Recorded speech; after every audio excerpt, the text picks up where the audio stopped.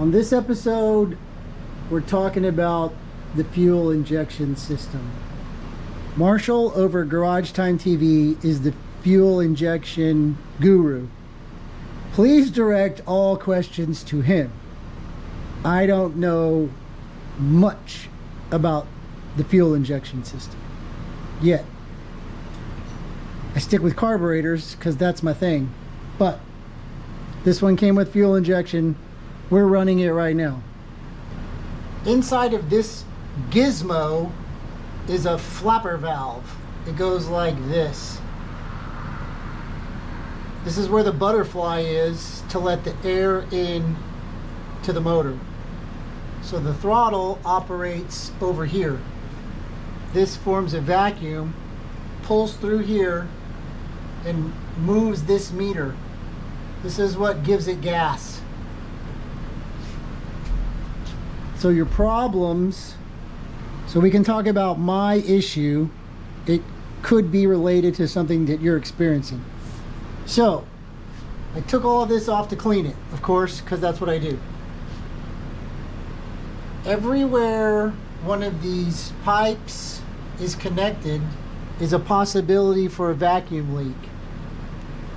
So the air pulling through here moves this. If air is seeping in through any of these other openings, it's not the correct fuel amount. I jumped in the car last week to drive it to town to get some gas. It drove fine for about 8 miles and then a total loss of power. Like, it stayed running. It idled fine. You could rev it up from inside the car. When you put it in gear and gave it the gas, it made it to about 2 grand, and then it started jerking and bucking, and it wouldn't go any faster. So I was shifting from 2 grand all the way up, just moving along really slow. Made it to the gas station, filled it up, popped the hood, nothing looked out of place. Turned the car back on, revved it up, revved fine, jumped in it, and it made it all the way home with no problems. So I was like, it's a self-repairing vehicle. It fixed itself.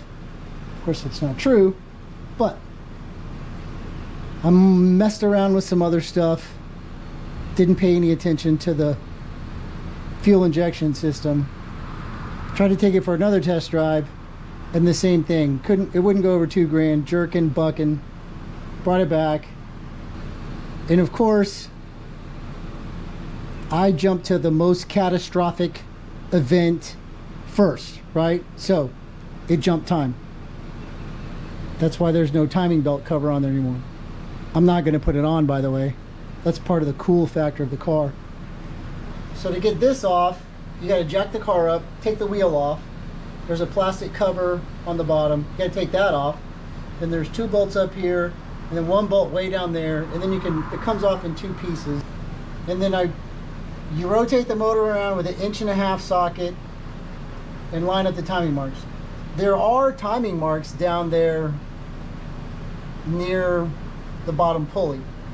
You can barely see them from up here, but when the car's jacked up and the tire's off, you can see them about eye level from the side.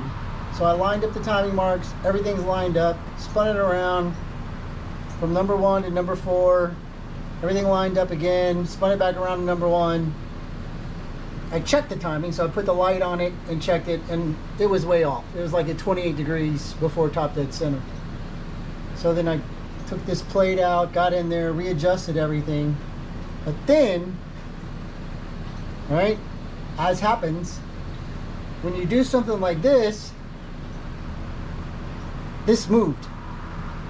Just spun around. Why? Because I forgot to tighten it back up. So I tightened this back up, made sure this one was tight, this one and the one over here, fired it up, took it for a spin, everything was fine. So what was happening is this seal was loose. So I was getting extra vacuum, which was affecting the meter, which was adjusting the fuel delivery and it was all messed up. So what I'm trying to say is, and the really short version is, make sure your 40-year-old intake tube is not cracked, and make sure that your clamps are tight so that you're not sucking in any other air.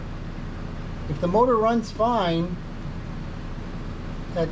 with no load, but then when you take it out it's all messed up, it's probably something in here. That's the easiest way.